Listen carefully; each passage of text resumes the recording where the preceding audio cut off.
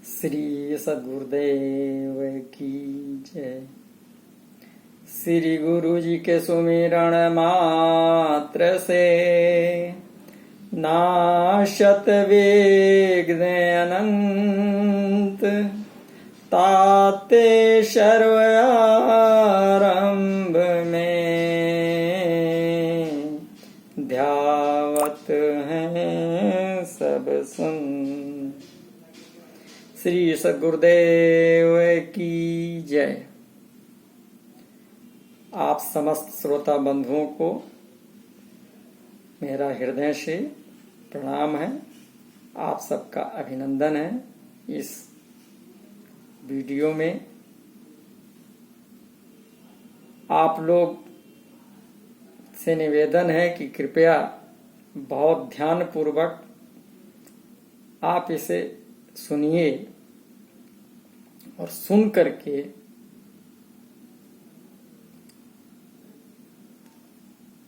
जैसा कि आपको समझ में आ रहा हो तो सब्सक्राइब करें। सब्सक्राइब करने के बाद में बेल को दबाएं, शेयर करें, लाइक करें, कमेंट करें, जिससे हमें पता लगे कि आप लोग कितना इसमें रुचि ले रहे हैं।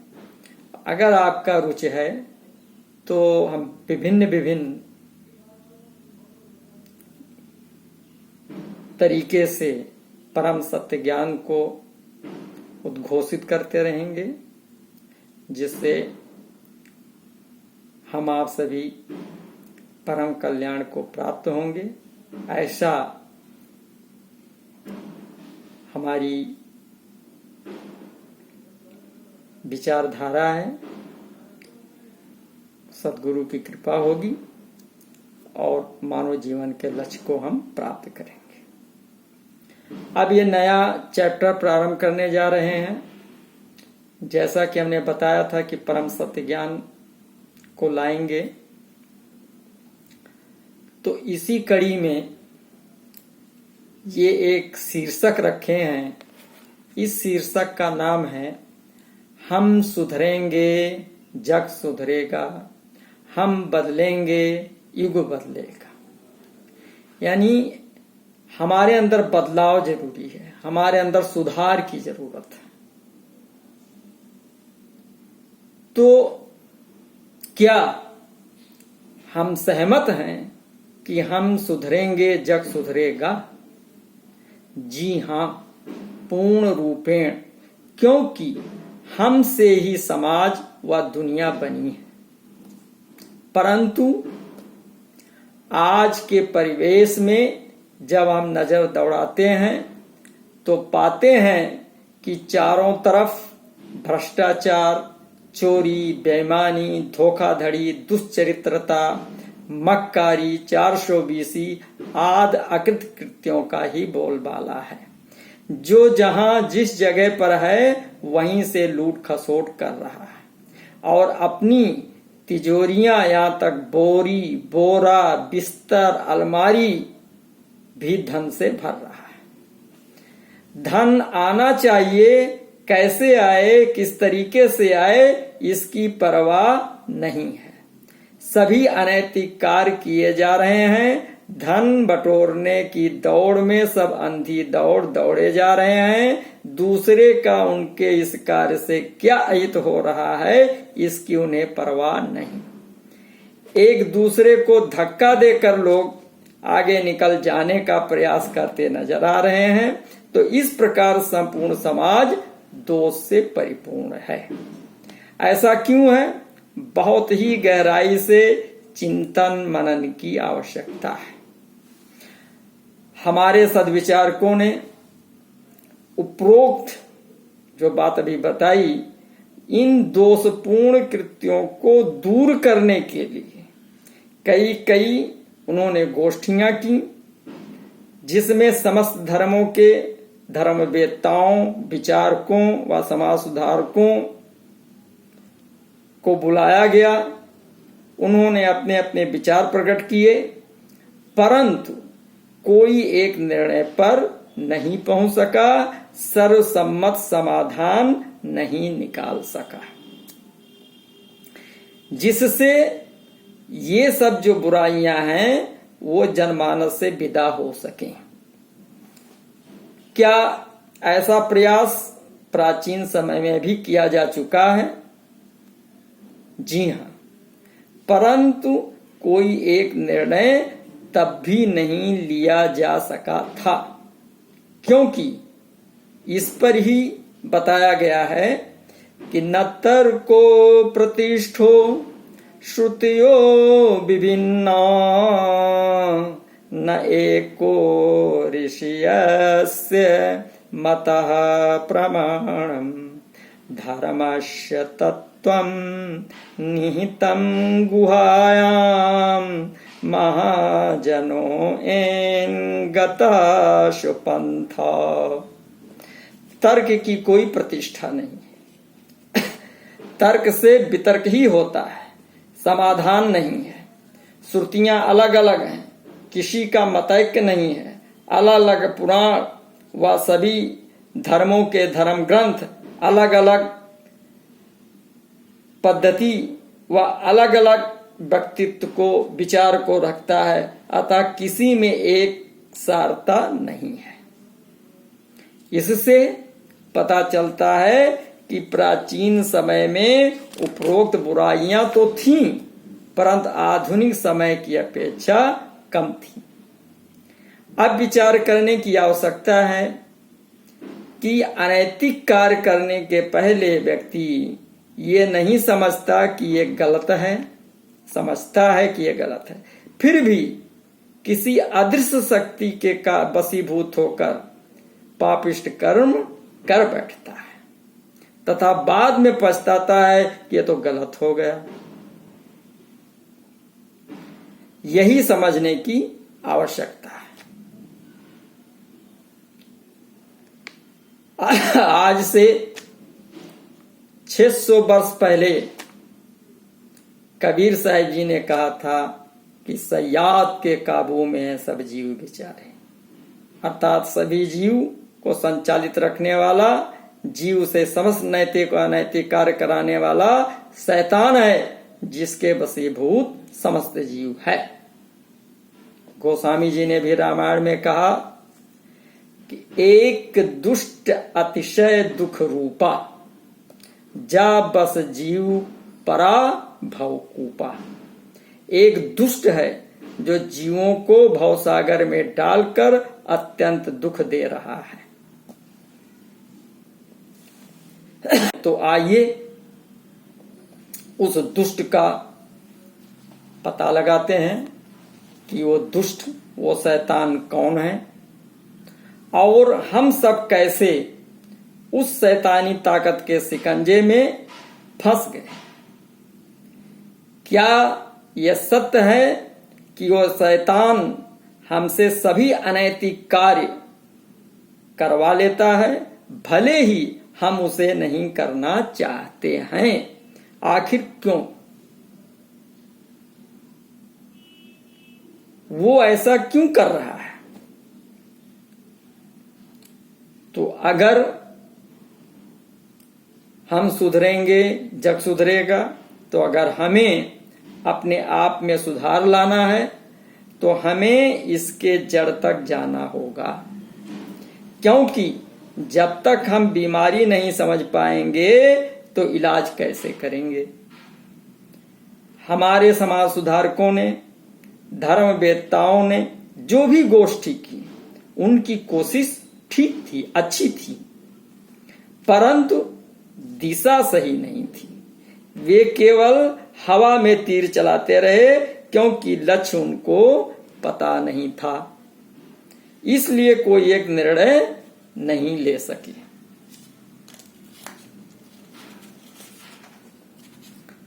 सभी अपनी अपनी डफली और अपनी अपनी राग अलापते रह गए। किसी ने कहा कि प्रातः और शाम भगवान की पूजा करो, किसी ने कहा आरती करो, किसी ने कहा कि जो है 5 वक्त नमाज पढ़ो, किसी ने कहा प्रेयर करो, किसी ने कहा गुरुद्वारे में मत्था टेको, किसी ने कहा ध्यान करो, किसी ने कहा भजन करो, माला जपो, किसी ने कहा यज्ञ करो, किसी ने कहा हवन करो, किसी ने कहा तपस्या करो, किसी ने कहा व्रत उपवास करो, किसी ने कहा तीर्थाटन करो, किसी ने कहा स्नान करो, किसी ने कहा दान करो, आदि आदि फार्मूले बुद्ध जीवों ने दिए, परंतु सबकी पद्धति एक दूसरे से टकराती हुई रही, किसी से मेल नहीं खाई। अतः कोई एक निर्णय नहीं ले सके कि कैसे हम सुधरेंगे और जग सुधरेगा, दुनिया में शांति कैसे आएगी। ऐसा क्यों? क्योंकि दिशा गलत थी, रोग के जड़ तक नहीं जा पाए, और जब तक रोग नहीं पकड़ पाएंगे तो दवा कैसे होगी, ये विचार रही है। बस तो कहीं ढूंढे कहीं आवे कहीं विधात। गलती कहाँ हो रही है? इस रोग का जड़ अंदर है और हम सब बाहर समझ रहे हैं। अतः जो उपचार कर रहे हैं वो बाहरी इंद्रियों के माध्यम से कर रहे हैं, अतः उसका असर हम पर नहीं हो रहा है।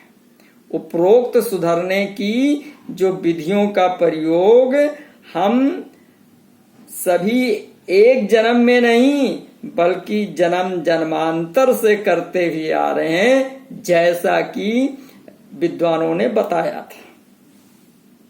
परंतु परिणाम क्या हो रहा है कि हमारे कोशिश करने के बाद भी और हम दलदल में फंसते ही चले जा रहे हैं। गोस्वामी जी ने रामायण में बताया कि श्रुति पुराण बहु कहऊ उपाई, और जितना करिय अधिक अरुझाई।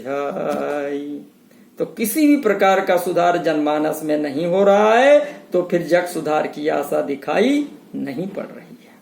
फिर अपने में बदलाव कैसे लाएंगे और कैसे युग बदलेगा, ये बहुत बड़ा प्रश्न चिन्ह समाज के समक्ष है।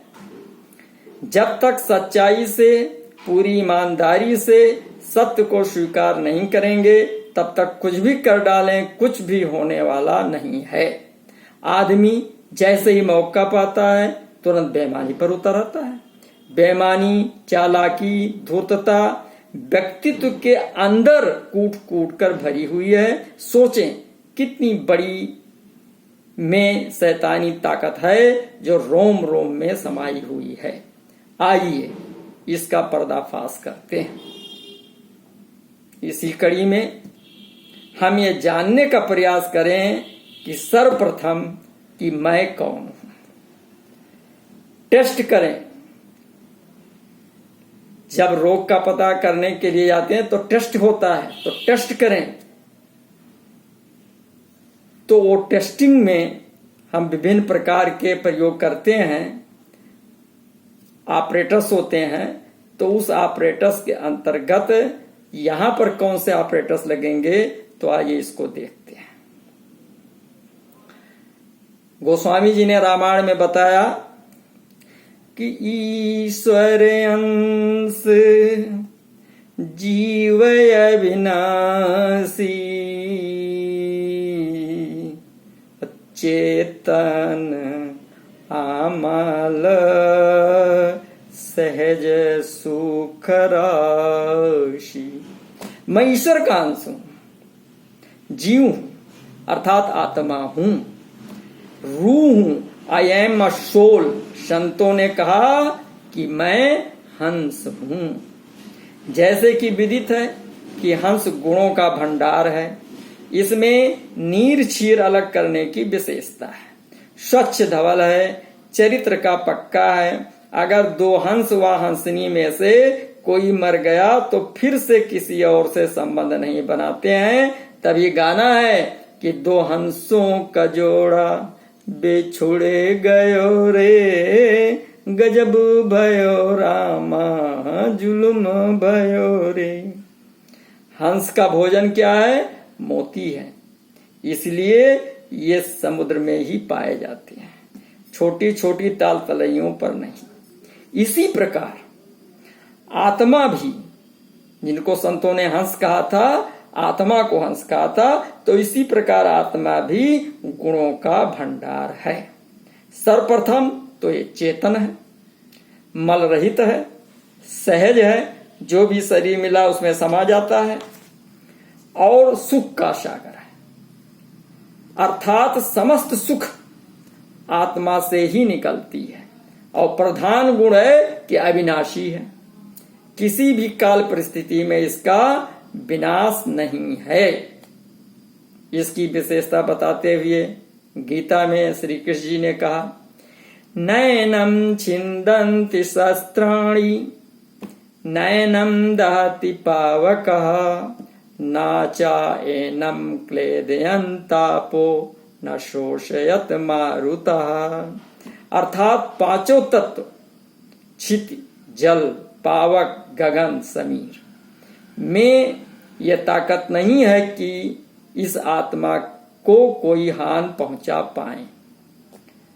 बड़ी यूनिक आइटम है। क्यों है? क्योंकि ईश्वर का अंश है। अंश का अर्थ है कि अंग का पार्ट, अर्थात ईश्वर के शरीर का पार्ट। जैसे हाथ शरीर का पार्ट है, पैर शरीर का पार्ट है, ऐसे ही जीव अर्थात हंस ईश्वर का पार्ट है। ईश्वर का अंश होने की वजह से इसमें ईश्वरीय गुण है, जो कि अविनाशी, चेतन, अमल, सहज व सुख राशि है। क्योंकि ईश्वर आनंदमय है, ईश्वर तत्वातीत है, इसी कारण आत्मा भी तत्वों से परे है। ईश्वर को कहा गया कि तू प्रेम का सागर है, तो ईश्वर का अंश होने के कारण आत्मा में भी प्रेम है। आत्मज्ञानी व्यक्ति सभी से प्रेम करता है। आत्मज्ञानी की दृष्टि में चींटी और हाथी में फर्क नहीं है, चंडाल और ब्राह्मण में फर्क नहीं है, क्योंकि वो सब में एक ही आत्मा को देखता है। आत्मवतन सर्वभूतेषु, और अगर सब में आत्मा है तो आत्मा को आत्मा से प्रेम है। ईश्वर की परिभाषा है कि तू करुणा का सागर है। अब अगर ईश्वर में करुणा है तो आत्मा में भी करुणा है, दया है। ईश्वर की परिभाषा है कि तू ज्ञान का सागर है, तो ईश्वर का अंश होने के कारण आत्मा भी संपूर्ण ज्ञान से परिपूर्ण है। ये उचित अनुचित सब कुछ जानता है, इसमें बाहर से कुछ भी डालने की आवश्यकता नहीं है। ये विवेकशील है। ईश्वर की परिभाषा है कि ईश्वर सत्य जगत मिथ्या, अतः ईश्वर सत्य है, और ईश्वर का अंश होने के कारण आत्मा भी सत्य है। कहा गया कि सत्य पर दुनिया टिकी है, अर्थात सत्य सबका आधार है। इसी प्रकार आत्मा शरीर का आधार है। आत्मा निकल जाने से शरीर निष्क्रिय हो जाता है। इस पर एक गोष्ठी प्रस्तुत है, ध्यान से समझने का प्रयास करें। एक बार शरीर के सभी इंद्रियों में गोष्ठी हुई कि शरीर का कौन सा अंश महत्वपूर्ण है, जिसके बिना शरीर का काम नहीं चल सकता, और जिसके बिना काम नहीं चल सकता वही सत्य है। इस प्रकार यह तय हुआ कि एक एक वर्ष के लिए बारी बारी से सभी शरीर से बाहर जाएं, तो इससे पता चल जाएगा कि किस अंग की महत्ता ज्यादा है, और वही शरीर का राजा होगा। अब बारी बारी से सभी अंग जाने लगे और आने लगे। जब आंखें चली गईं, फिर एक वर्ष बाद वापस आईं, तो पता चला कोई विशेष फर्क नहीं पड़ा, अंधों के समान जीवन जिया। कान वापस आई तो पता चला बहरे के समान जीवन जिया। जिह्वा वापस आई तो पता चला गूंगे के समान जीवन जिया। हाथ वापस आया तो पता चला लूले के समान जीवन जिया। पैर वापस आया तो पता चला लंगड़े के समान जीवन जिया। इस प्रकार सभी अंग बारी बारी से गए और आए, पर शरीर का काम चलता रहा। कोई विशेष फर्क नहीं पड़ा।